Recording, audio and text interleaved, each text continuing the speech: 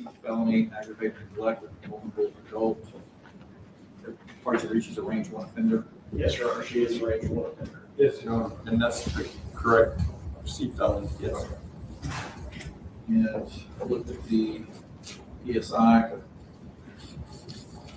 Say the one that you're asking for. Your Honor, the state in this case would first like to introduce the pre-sentence investigation report as Exhibit 1 to this hearing. The state will not be tendering any additional proof at the sentencing hearing because candidly, as the court is well aware from reading the pre-sentence investigation report, there's not anything there. We don't have evidence of criminal conduct above that necessary to establish the range. The facts were adduced at the time of the sentencing hearing, or at the time of the guilty plea.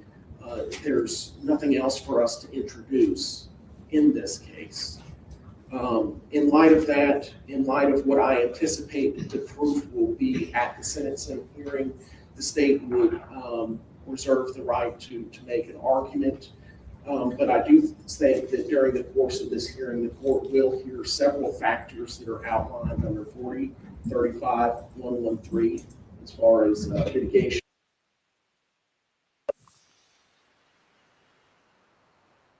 Assistance to authorities in uncovering other criminal conduct. I do anticipate that the proof will show and the state will stipulate that Ms. Hoover did cooperate with law enforcement and the district attorney's office in the form of a proffer. She did provide testimony at the sentencing of Mr. John Hoover for the state. And in light of that, I would submit that in mitigation factor 9 should be properly found. Additionally, Judge, I anticipate that the sentencing hearing will shed light into the background and interplay between Miss Jacqueline Hoover and her, I assume now estranged husband, Mr. John Hoover, over the course of time, and specifically how it is that she came under his orbit. And I think the court should consider that in deciding what a fair and just sentence is in this case. I would submit to the court that she has been locked up for a grand total since January the 1st of 2022 until today, December the 9th of 2025, 3 years, 5 months, 8 days, day for day. I do recall from testimony about the abuse that she suffered under the company as well. I anticipate there'll be other abuses that the court will learn about by both Mr. Hoover as well as other individuals who claim to be acting in Ms. Jacqueline Hoover's best way. Ms. Ripper, you want to say to close if you want to, you let me know what you're asking for now. We'd be asking for a 3-year sentence to serve and ask the court to find that it has been served and release her on time served. I believe that is a sentence that would adequately reflect the seriousness of the offense and take into account the factors that Your Honor is about to hear. I'm going to ask Ms. Hoover to get on the stand and testify about her life and how she got to this point. And Your Honor will find it compelling proof for the justification of the sentence that I have just asked for. Ms. Hoover, will you come up and take the stand, please?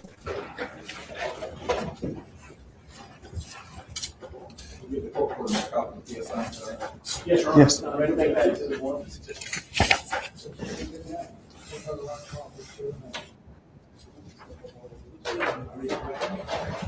Solemnly swear affirm that the testimony you're about to give is the truth, the whole truth, and nothing but the truth, so help you God. I see you, sir. All the way forward. State your name. Jacqueline Hoover. Ms. Hoover, I noticed you walking up. A little bit of a limp, not too bad. How's your leg? It's fine. It hurts a little. What happened to your leg? It got shackles got stuck underneath it, And did you get your ankle or leg broken? Which was it? and it was fractured. Which? The right Ankle or leg? ankle. Ankle? Okay. Were you supposed to have a procedure performed on that? Yes. Supposed to have some sort of surgery? Yes. Did they ever get you to the surgery? No. Ultimately, have you checked with a doctor to see what the status of your ankle is? Have they finally They got? said it was healing properly. Okay. But they had still recommended surgery for it. That to help it heal that you never got? Yes. Have you had other medical procedures while you've been there? No. Just dental. Just dental? And when I first met you, you had teeth all the way across the bottom of your mouth. You have teeth on the bottom of your mouth now? Just two. Just two? Right inside. Did they remove? And I still got teeth up on the top. Okay. Did they remove 3 teeth Yes. on the bottom here? Yesterday. Okay. And you'd been asking for that for quite a while, right? Yes, sir. They'd been causing you quite a bit of trouble, hadn't they? Mhm. They were literally rotting in your mouth, weren't they? Yes. And it finally, yesterday, they got around to doing something about it. Yes. Ma'am, let me talk with you a little bit about your life, okay? And obviously, we could spend the rest of the day talking about it, but we don't need to do that to explain what we want the judge to understand. So, where were you born? In India, Where in India? I have no idea. No idea? The birth certificate says India. Do you even know who your parents are? No. Never met them? Do you know how you got to the United States? Adoption. When did you come to the United States? I think 1984.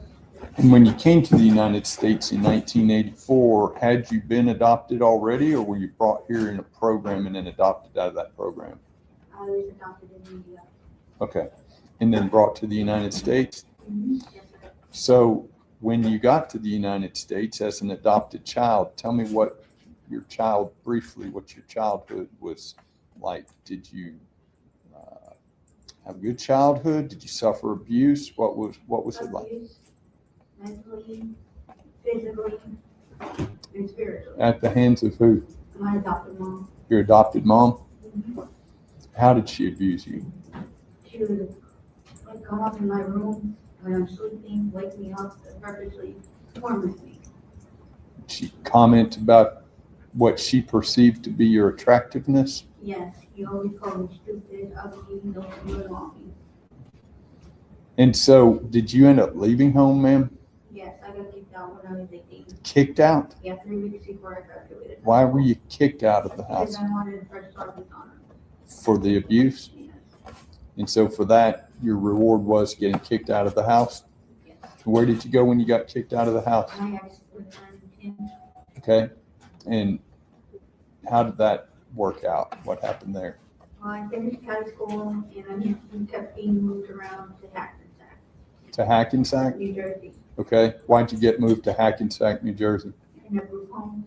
A group home at this point? Yes, What kind of a group home? Was it for people with intellectual disabilities? Was it for people with drug problems? What kind of a group home was it? it was a group home for people that have been, I guess, teenagers. Okay. For teenagers that didn't have another place to go? Yes, So at this point, you'd been abused by your mother and kicked out of your mother's house. Is that correct? Abused by your boyfriend, kicked out of. oh, Ken never abused He me. didn't abuse you? No. Okay, good. I guess though you weren't able to sustain that relationship. No, Okay. And so then you ended up in a group home for teenagers. How long did you stay in that group home for teenagers? about a year, I think. And then where did you go after that? They put me in a shelter. In a shelter? Yeah. Okay. At some point, did you meet John It was actually in school. in school? When I met John, yeah. So you met him while you were still in high school, while you were still living at home? Mhm. How old were you? 15, Okay. And tell me how you met John. he was a custodian at school. And what was your relationship with John when you were 15 and he was a custodian at school? He was talking. Okay. Did that relationship change at any point in time? When I got kicked out, he would look for me, ask Laura to call me, He would what? ask his daughter to have me call him. Ask his daughter to have you call him? Okay. Who was his daughter? Laura, And who was she to you? Just a friend? Esther, Okay. So did you call him? yes, Okay. And what did you do? he took me in, And when he took you in, where did you stay? on his couch. On his couch? Okay. Now, was there ever anything that went on during this period of time? Well, I was laying there, woke up, and he was cuddling me, Okay. and I jumped up and, to the bathroom. Okay. Did you have anywhere else to go? No, So did you stay there? yes, Okay.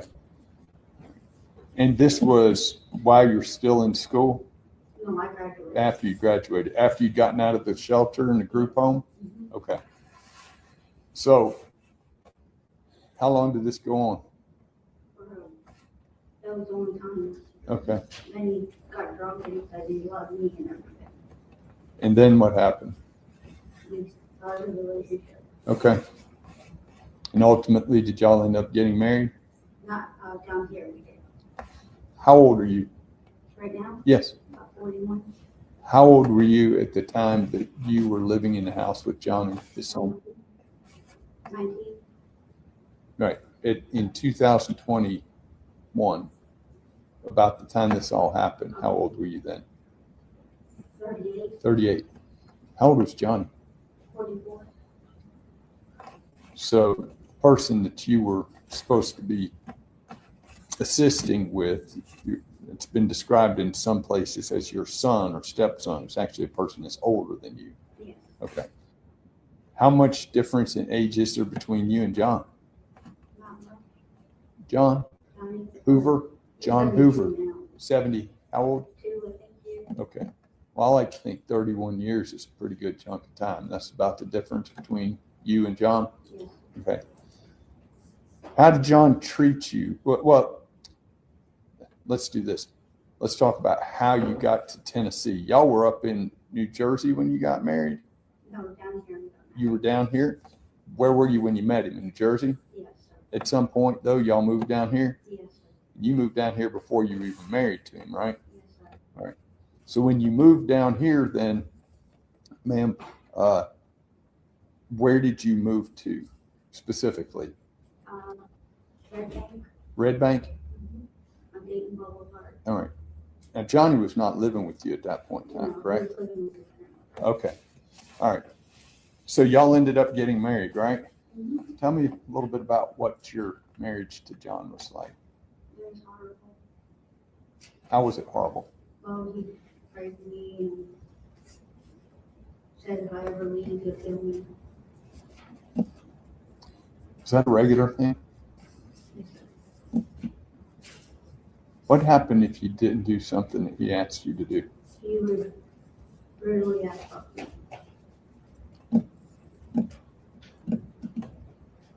That happened more than once? Yes, sir. Did you know, hey, if I don't do something he asks me to do, this is what I've got coming? Yes. Did that pertain to the way you dealt with Johnny? Yes, sir.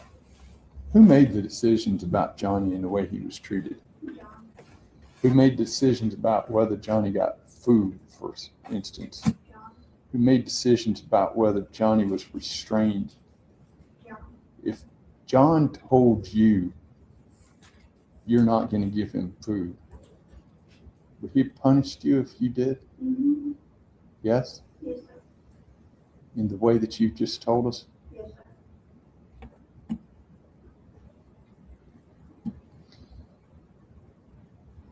If John told you to restrain Johnny in some way and you didn't do it, would he punish you? He did the restraints, not me. You never did it? No. Did he even ask you to? No. Okay. If he told you not to give Johnny food and you gave Johnny food, would he punish you? Yes. Sexually and physically? Mm-hmm. And had he proven to you on more than one occasion that that's what he would do to you, punish you sexually and physically? Yes, sir. Did that scare you? Yes, sir. Did you want to get punished that way? No.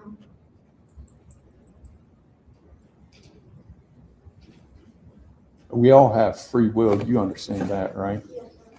So arguably you could have chosen to do or not to do anything that you wanted to do, but your actions as they related to Johnny, were they largely the result of not wanting to get that punishment from him? Yes, sir.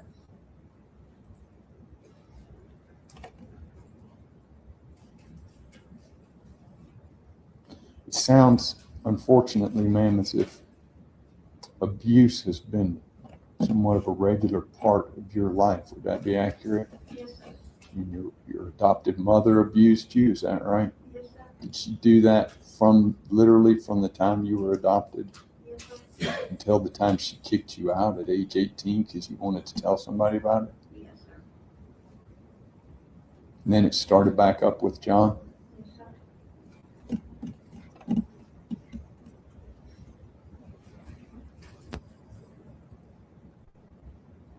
I'm not saying it's right, ma'am, but if you just kind of learned that sometimes it's easier to do what people tell you, whether you think it's the right thing, than it is to take whatever punishment they're going to give you if you don't do it. Yes, sir. Is that kind of the way you've been conditioned to believe in your life at this point? Yes, sir.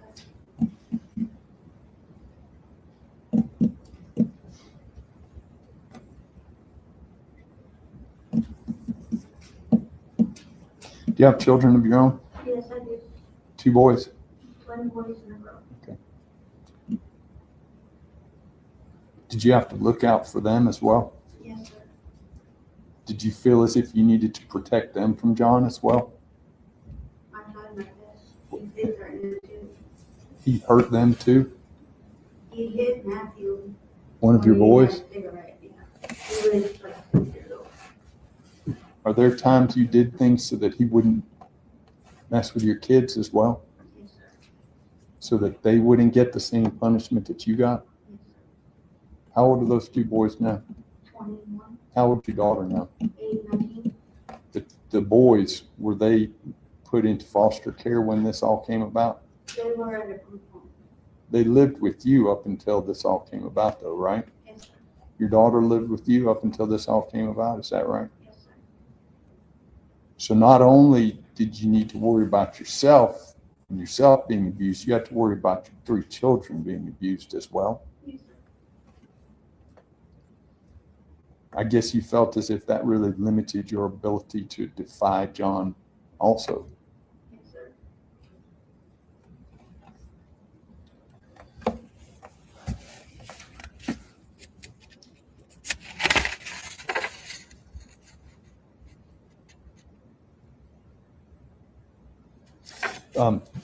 Did you and I ever go speak with this gentleman, Paul Moyle? Yes, I did. Did you tell him everything that went on to the best of your ability? Yes, I did. Did you offer to testify truthfully if necessary at the trial, at John's trial? Yes, I did. And did you agree to testify truthfully at his sentencing hearing? Yes, I did. Were you in fact called to testify at his sentencing hearing? Yes, but not the trial. But not the trial? And then you had to speak, I guess, at his sentencing hearing about some of these exact same things that I'm asking you about, right? Yes. And so we just keep tearing the scab off, don't we? I'm sorry about that, man.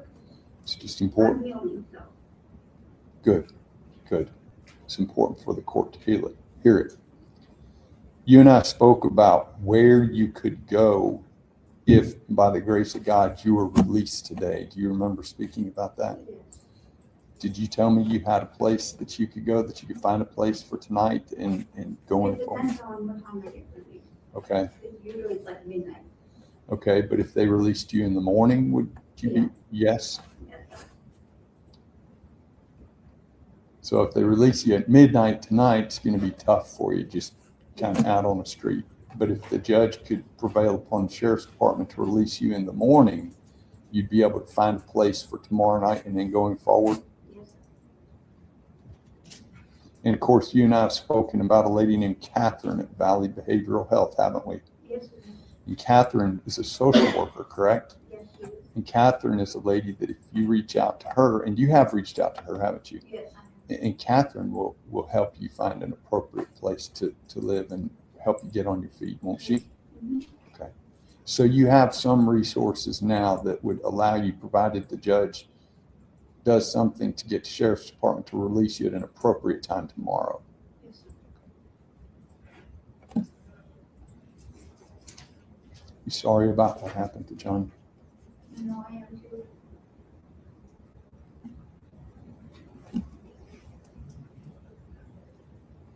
with regard to your part of what happened with Johnny, ma'am, honestly, was it done just to try and just keep from continuing to get punished by John? But of course, you know you have free will. You still could have. I did feed him.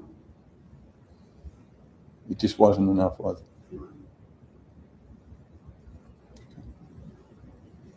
Mr. Moyle may have some questions for you. If you please answer his questions, okay?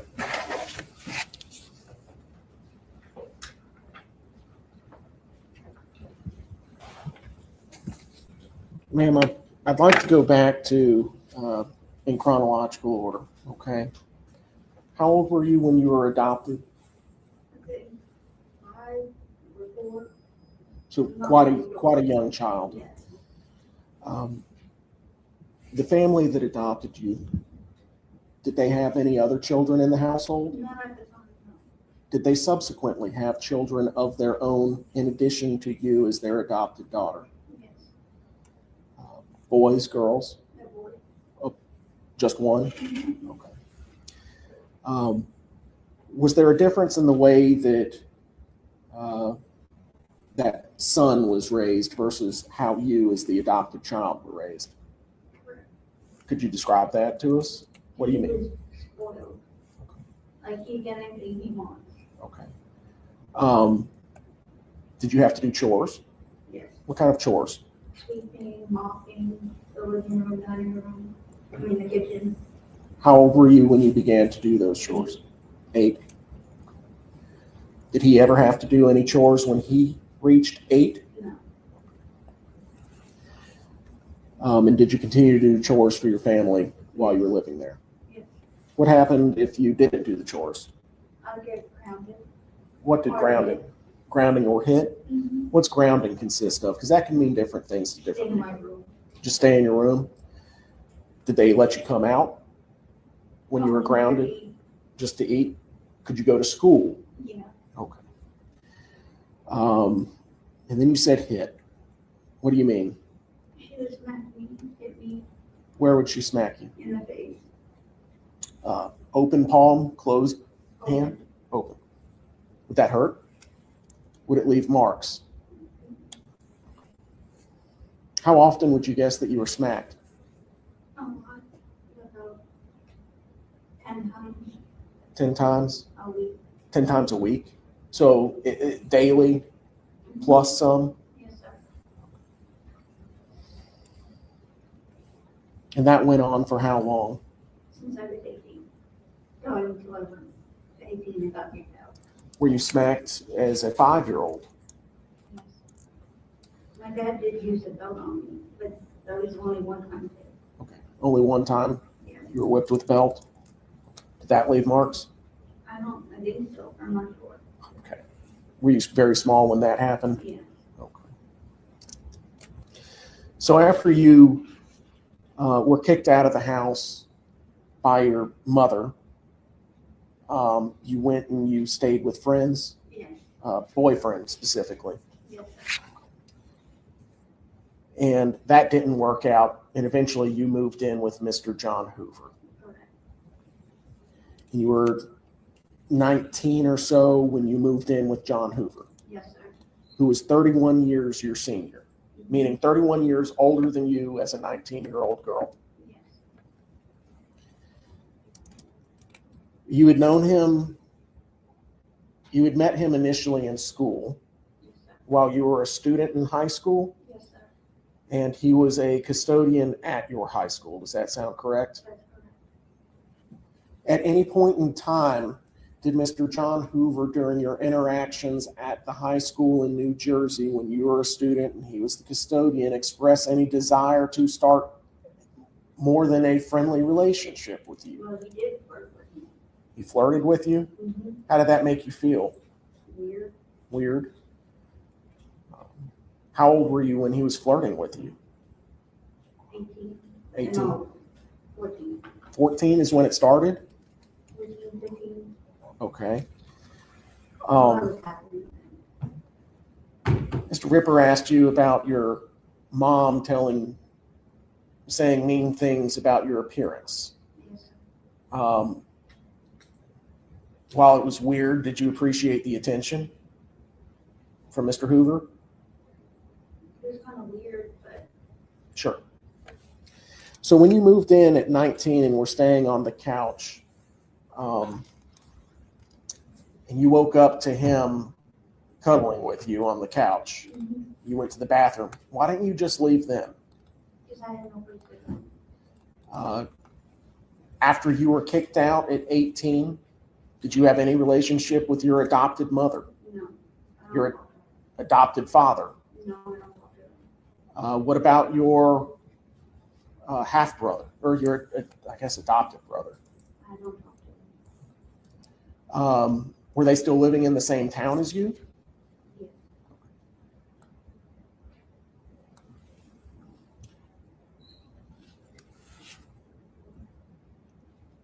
How long would you estimate that it was that you were living with Mr. Hoover on his couch with his daughter? Was his daughter the same age as you? Yes, but she was living with her mom. Okay, so she wasn't even living in the same apartment while you and Mr. Hoover were in his apartment? So it was just the two of y'all. You mentioned sexual abuse. Where did that start? In Jersey. New Jersey? How old were you when that started? 19. Is that the first time he did something against your will sexually? Yes. How many times would you estimate that he did that over the course of your relationship with him? A lot.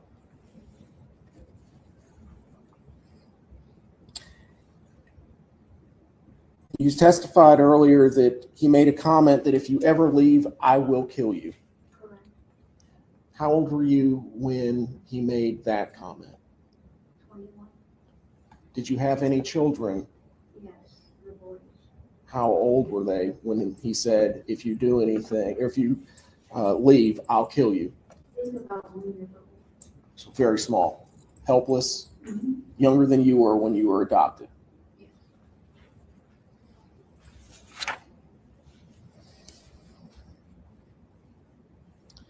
And eventually, y'all moved from New Jersey down to Red Bank, Tennessee. Correct. What brought you to Tennessee? His mom. Uh, Because her when you say his mom, do you mean Mr. John Hoover, your soon-to-be husband? Because her health was declining. So he wanted to move to Tennessee so that he could care for her? And it was down here that the two of you, Mr. Hoover and you, were married, Correct. even though you already had kids and had had an ongoing relationship of some description since you were 19. Correct. Okay. Did your kids go to school? Yes. What school did they attend? Red Bank Elementary. But eventually, do you recall what happened around 2020? 2020. Do you remember COVID-19? Yes. Were your kids attending Red Bank Elementary No, during I the was COVID? homeschooled. Okay, so you were Because homeschooling. Red Bank Middle didn't want them. What do you mean they didn't want? They didn't want them back in the school. Because of COVID, the pandemic. No, because of the way they kept getting in trouble. I don't think they were getting in trouble. Okay, so your kids were basically kicked out of Red Bank. Mm-hmm. So you were homeschooling them. Correct. Did Mr. Hoover, John Hoover, husband at this point, did he work anywhere? No, he retired. He had retired. Okay. Wait, he did work for the complex that we lived in. The apartment complex that you were Yeah. living in? What kind of garden things? Apartments. What would he do for them? Clean the apartments, clean Just- getting hot water heaters. General maintenance? Yeah. How old were your kids when your boys, when he was doing that maintenance work for the apartment complex? I think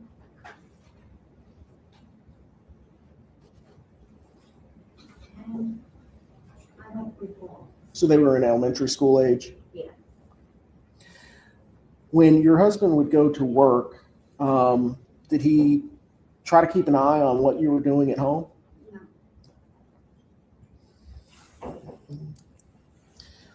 Were your sons close to their father? Not at all?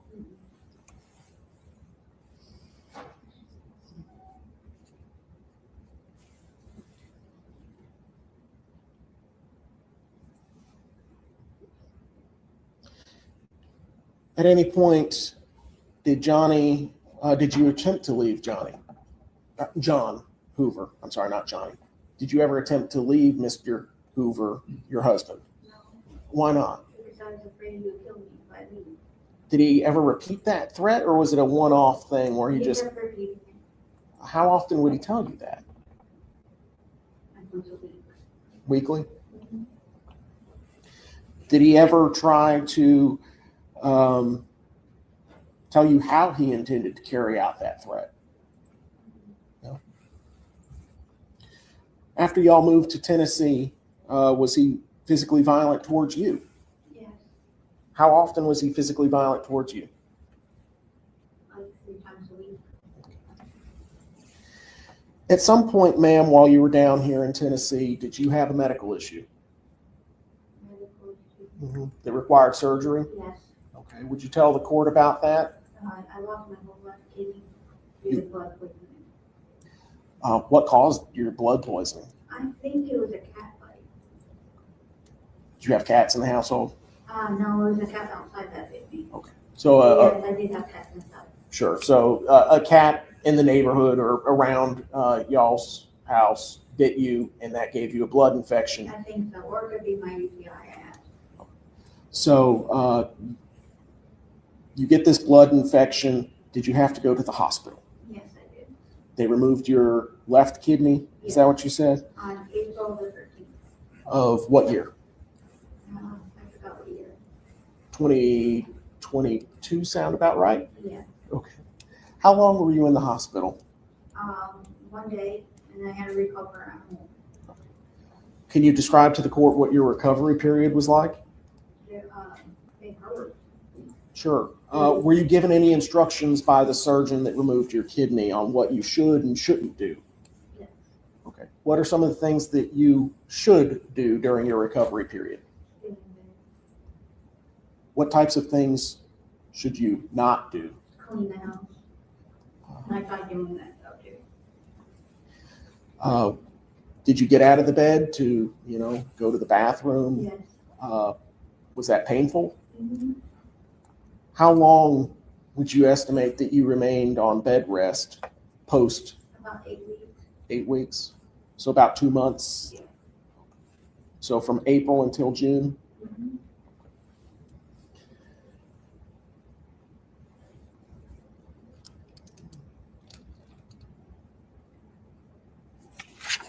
I don't think I have any further questions, Judge. Anything else, John? Okay. I think I'm seeing you said that.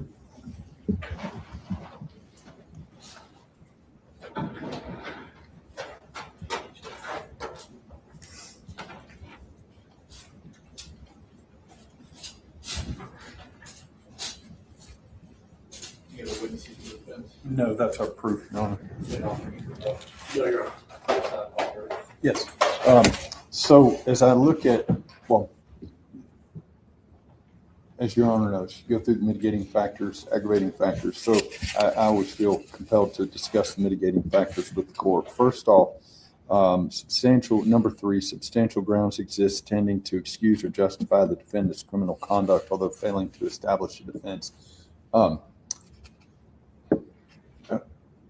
Arguably, there's no justification for what happened to Johnny. I'm not trying to say justification in that sense, but more in the sense of understanding how this could actually happen. I mean, you have a woman who has been abused since she was 4 years old, who just understands there's a way to get abused and there's a way not to get it. There's a way to avoid it. And, I mean, she try and feed him. She said that. She try and feed him without John finding out. But when she's being told how to deal with Johnny, which is obviously not working out for Johnny, as we know, is it, yes, she has free will, Judge, but I mean, that particular punishment would always be in my mind. I can tell you that. I mean, I just think that you have to take that into account when considering, and again, I'm not saying that you can excuse or justify what she did, but certainly you have to understand why it happened. And I think that that dovetails with number 11. The defendant, although guilty of the crime, committed the offense under such unusual circumstances that sustained intent to violate the law motivated the criminal conduct, which is she did it largely as a way of keeping from continuing to get abused. And that merges and dovetails with number 12, that she acted under duress or domination of another person.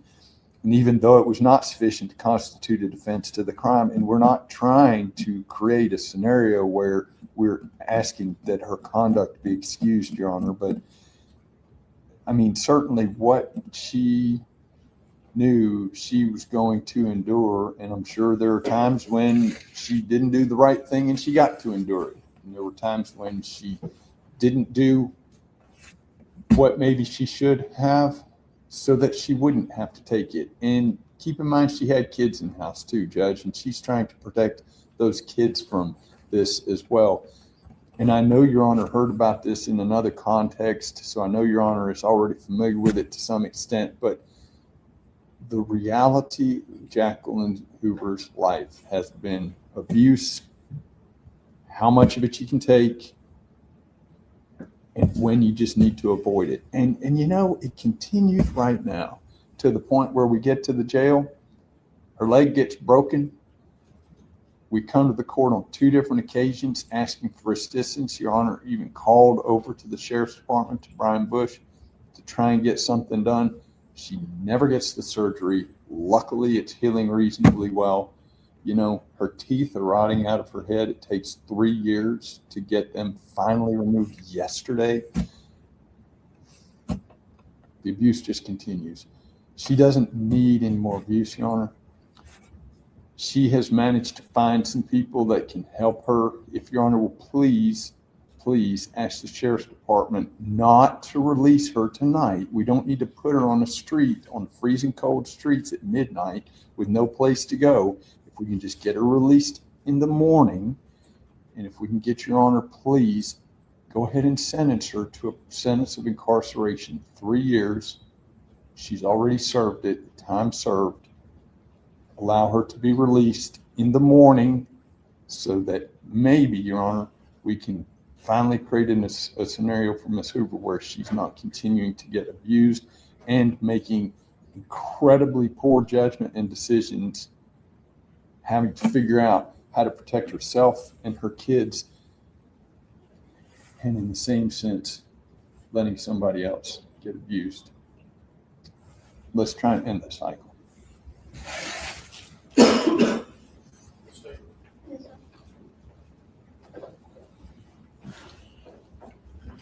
I'd like to begin with a paraphrased quote from 1986 case of State versus Moss.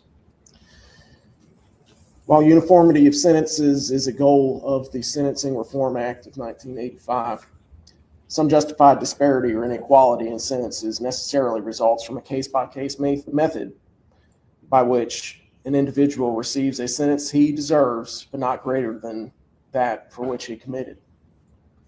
It's not verbatim, but it is the gist. This case, unlike very few others, has bothered the state.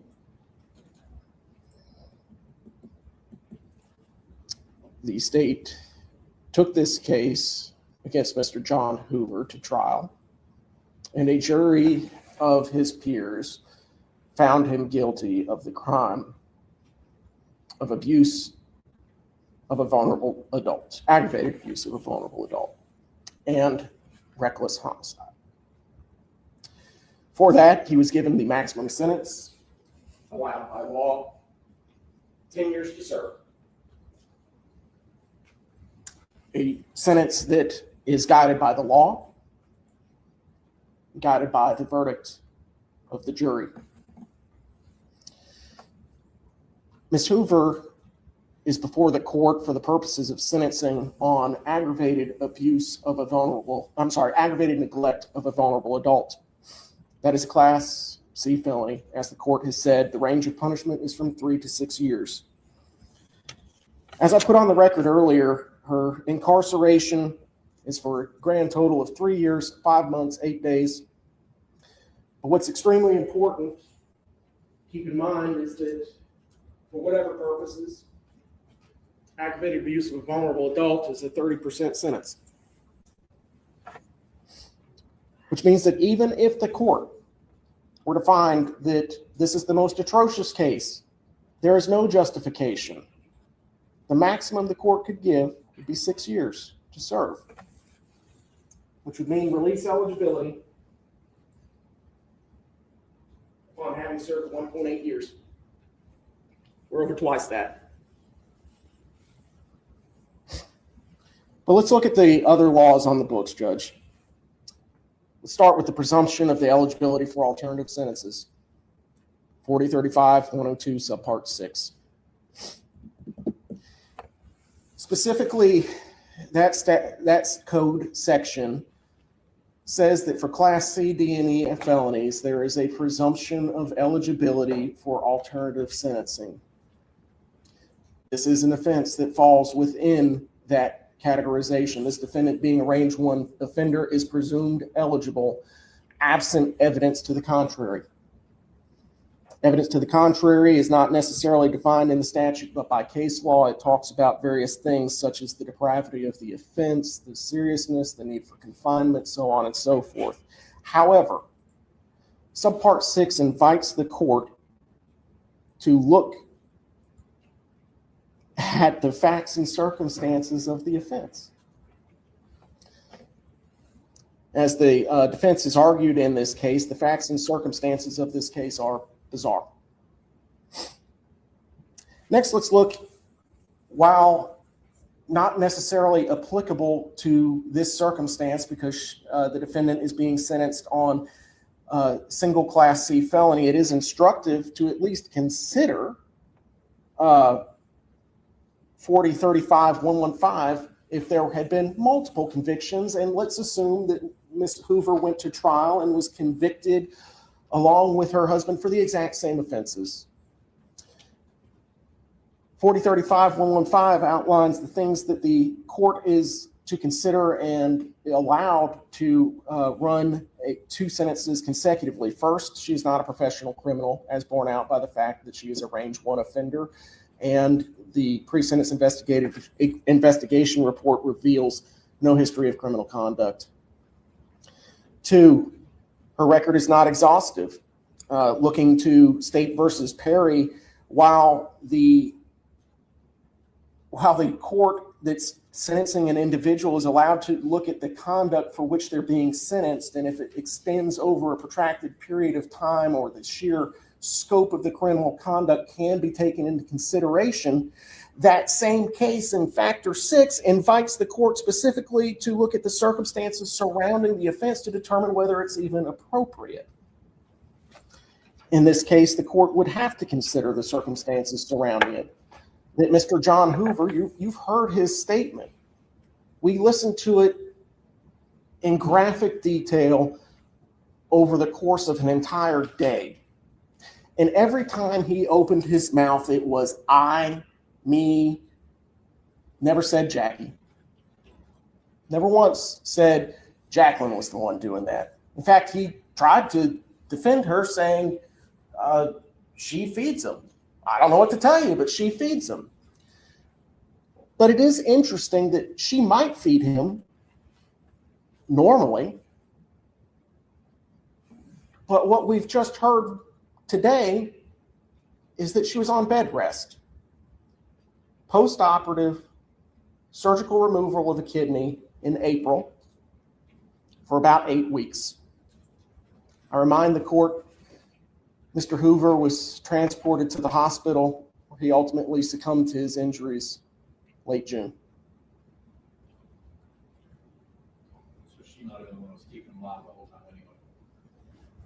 Perhaps. But unfortunately, because she was on bed rest, she couldn't. She's not an abnormally mentally defective individual as declared by a mental health professional. There's no evidence she's a dangerous offender. This is not a sexual crime. This is not a crime that occurred on probation, and this is not contempt. So looking instructively at 4035-115, I think the court would have to say that this is mitigated more than Mr. John Hoover, who candidly, his record was extensive, and by contrast, hers is not.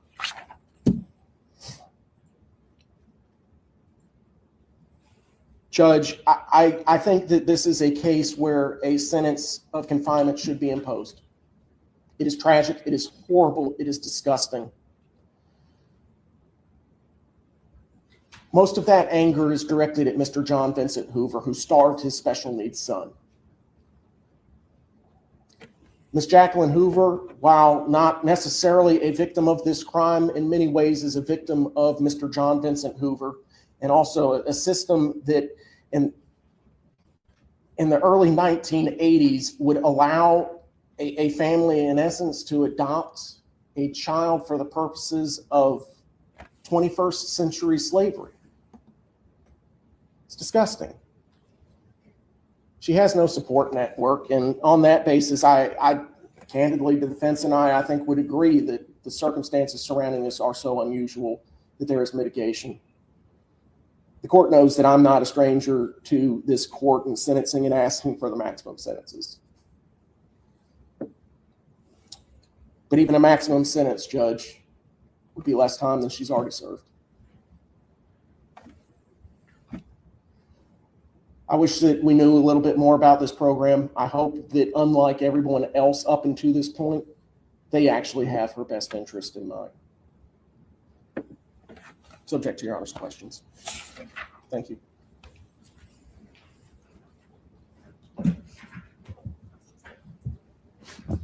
You're on the sentencing hearing for Mrs. Hoover.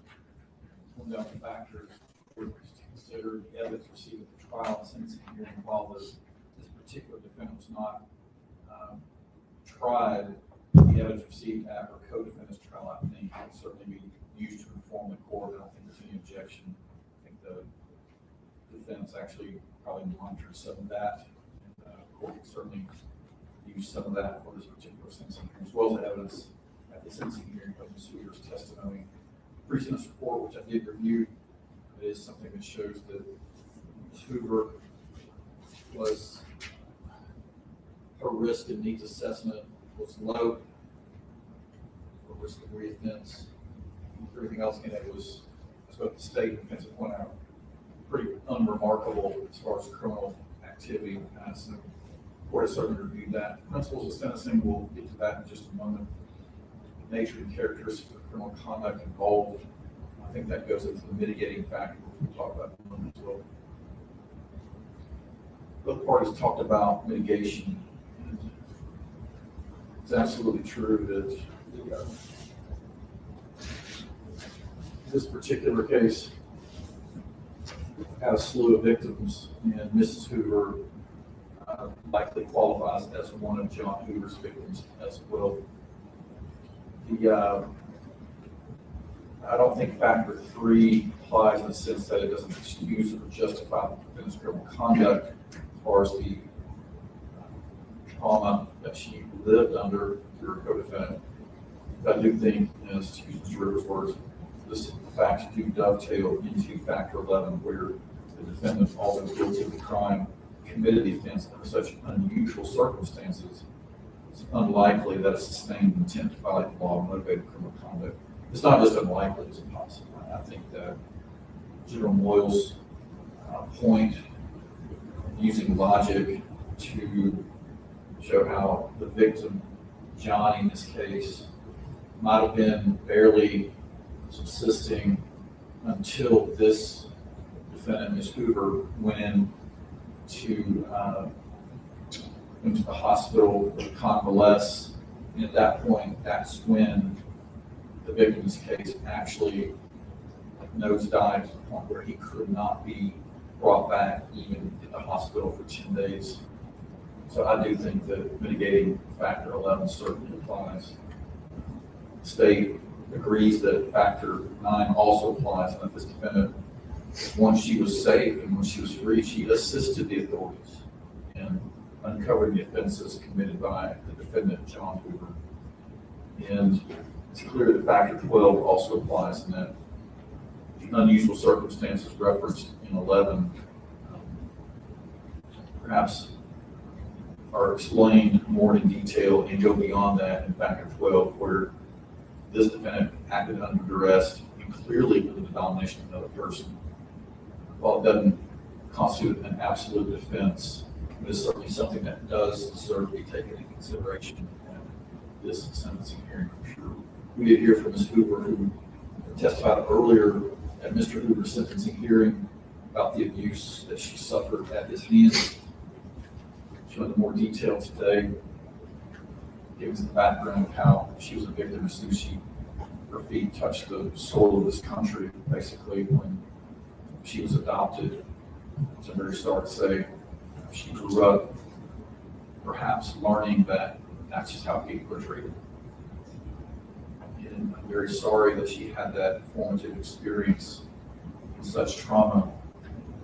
But it, as Mr. Rupert, General will probably agree for doing this a long time, defendants can sniff out victims. And it seems like this particular defendant, Mr. John Hoover, knew that this defendant, Mrs. Hoover, was easily victimized and easily taken in to be able to control her to the degree that not only was everyone's food in the house tightly monitored by Mr. Hoover, but it was to the degree that their son Johnny ended up dying because of that. Sexual abuse and physical abuse that Ms. Hoover was subjected to. I can't imagine how it's hard to comprehend, I should say, how a house with so many people living in it, like all of them felt so alone. This defendant, Ms. Hoover, I'm sure felt alone, just trying to keep her own kids safe. Of course, Johnny, he was alone since no one was looking out for him at the time, except for Mrs. Hoover, who snuck him food and kept him barely alive, but kept him alive until she was unable to do that due to her going into the hospital to convalesce.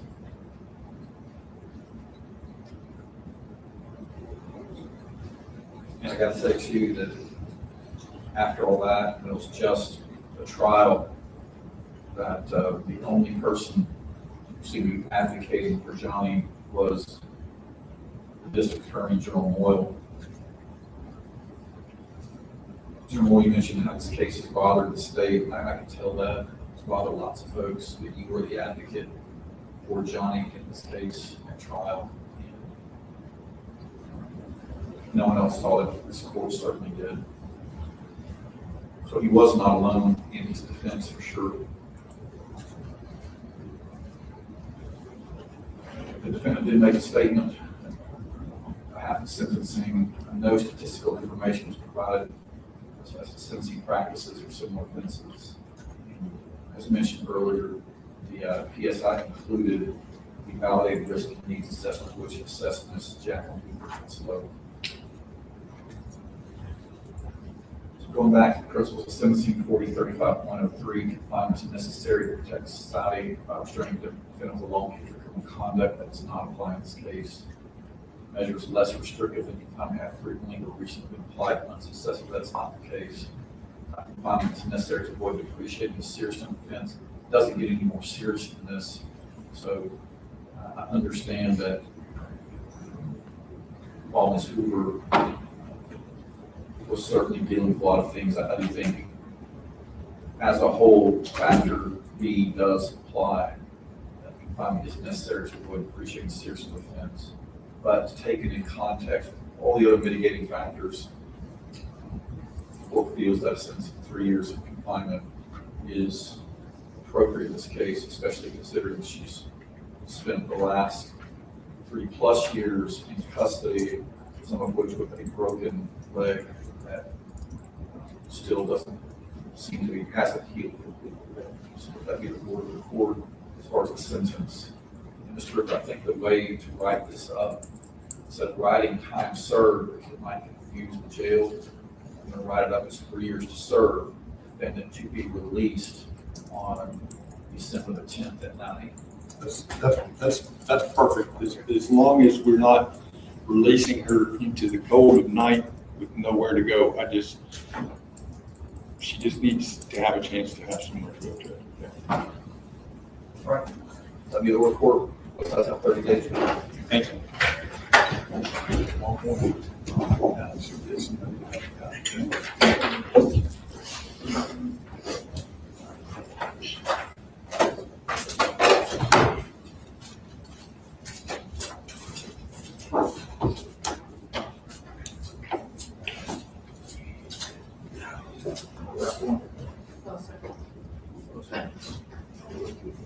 Your Honor, we have a pleaded to be dismissed. Okay, great.